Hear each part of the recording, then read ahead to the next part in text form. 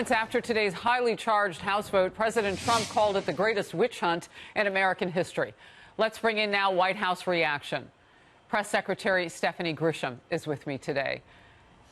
Stephanie, good to have you on the program for the first time. Thank you for having me. So the ball has moved forward. I'm curious, in the White House, do you see this necessarily as progress in the impeachment probe, or is this still not quite due process for the President of the United States? It was never due process for the President of the United States. And I've got to say, Nancy Pelosi has lost all control over there. That is clear. Phase one of this impeachment sham was all behind closed doors. Now they're moving to phase two, which is supposed to be public. I'm wondering, from the first phase, are we going to be able to see any of the transcripts or know what was said? Is any of the first phase going to come to light, or are we just starting phase two?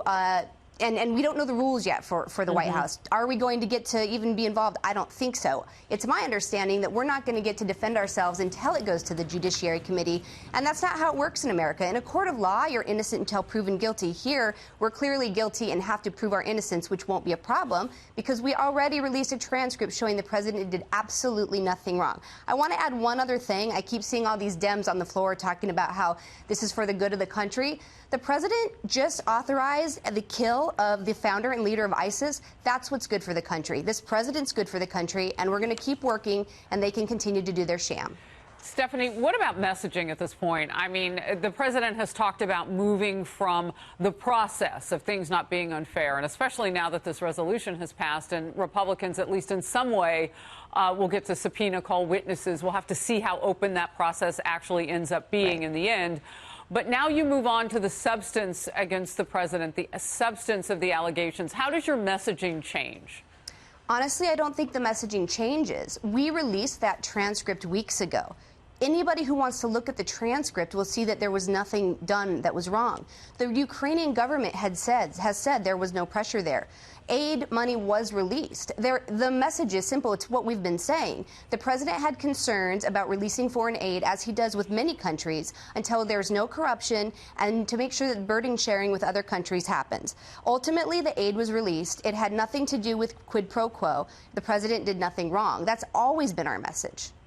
Speaking on this topic, I want to say this. Amid questions about the president's strategy, the Trump campaign has unveiled a new ad during last night's World Series. Let's watch, and then I'll get you to talk more about it. Sure. All right. I'm being told that they are queuing that up, Stephanie, and talking. We're ready. Okay. Look, only took seconds. Thanks. The Democrats would rather focus on impeachment and phony investigations, ignoring the real issues. But that's not stopping Donald Trump. He's no Mr. Nice Guy, but sometimes it takes a Donald Trump to change Washington. Of course, you've got the bully pulpit. How does this fold in?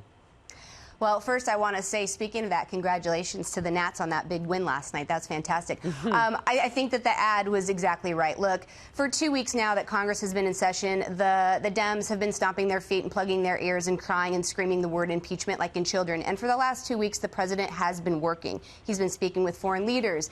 He traveled to another state and got a bipartisan award on all of his work with criminal justice reform. He did an event where he honored law enforcement officers.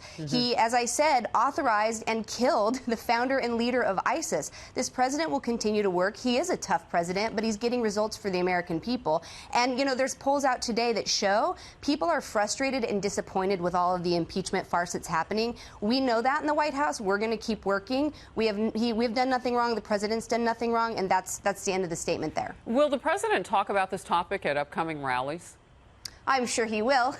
I don't know what he'll say. I won't get ahead of him, but I'm sure he will. He has it at every rally. You know, again, I think that if any American were treated like this, you get treated better and get more due process when you get a traffic ticket. So he is rightfully frustrated, and he is rightfully defending himself. So I'm sure he'll be speaking about it in upcoming events. You know, another thing right now, we're learning that the White House tried to block National Security Council official Tim Morrison from testifying today, but he complied with the last-minute subpoena.